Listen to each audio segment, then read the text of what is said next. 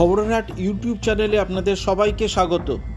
আমরা সবাই টেলিস্কোপ সম্পর্কে জানি, টেলিস্কোপ কী কাজে ব্যবহার হয়, কোথায় কিসের জন্য লাগে এই টেলিস্কোপ।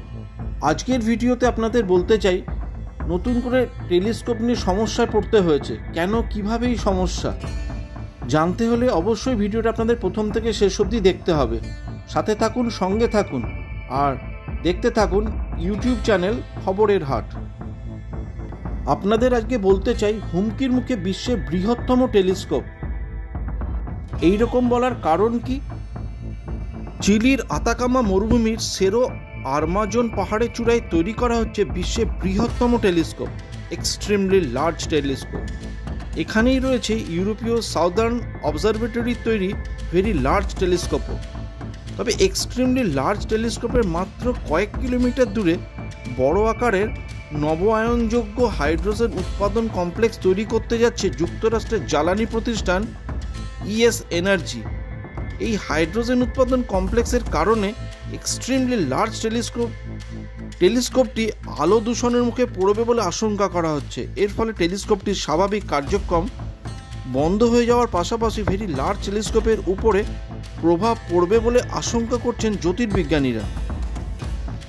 1990 দশকে ভেরি লার্জ টেলিস্কোপ তৈরি করা হয়। তখন টেলিস্কোপটি তৈরি করতে খরচ হয়েছিল প্রায় 35 কোটি মার্কিন ডলার। মহাবিশ্বের অজানা রহস্য জানতে ভেরি লার্জ টেলিস্কোপে মাত্র 4টি শক্তিশালী টেলিস্কোপ আছে। প্রতিটি টেলিস্কোপ 27 ফুট চওড়া। হাইড্রোজেন উৎপাদন কমপ্লেক্সের কারণে ভেরি লার্জ টেলিস্কোপের কার্যক্রম ব্যাহত হওয়ার সম্ভাবনার বিষয়ে ইউরোপীয় সাউদার্ন অবজারভেটরির পরিচালক জেভিয়ার বার্কনস বলেছেন, নতুন প্রকল্পের কারণে আকাশের উজ্জ্বলতা প্রায় 10% পর্যন্ত বৃদ্ধি পাবে। তখন বিশ্বের সেরা মানমন্দির ও সাধারণ পর্যবেক্ষণ স্থানের মধ্যে কোনো পার্থক্য থাকবে না। উত্তর চিলির আতাকামা মরুভূমির 8740 ফুট উচ্চতায় পর্বত মাউন্ট প্যারানেল। এই এলাকা এখনও আলোক দূষণ থেকে মুক্ত বলা হয়। এখানে রাতের আকাশ প্রতি বছর প্রায় 11 মাসের বেশি সময় পরিষ্কার থাকে বলে পর্যবেক্ষণ করা অনেক সহজ। সবচেয়ে অন্ধকার জায়গা বলে এখানে ভিএলটি স্থাপন করা হয়।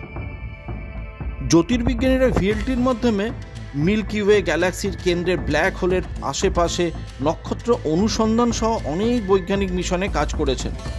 2023 সালের এক গবেষণায় দেখা যায় বিশ্বের 28টি শক্তিশালী মানমন্দিরের মধ্যে ভেরি লার্জ টেলিস্কোপে সবচেয়ে কম আলো দূষণ হয়। তবে হাইড্রোজেন উৎপাদন কমপ্লেক্স তৈরি হলে ভেরি লার্জ টেলিস্কোপটির মাধ্যমে অনেক ভাগ কম গ্যালাক্সি দেখা যেতে পারে, সেই আশঙ্কা করছেন জ্যোতির্বিজ্ঞানীরা।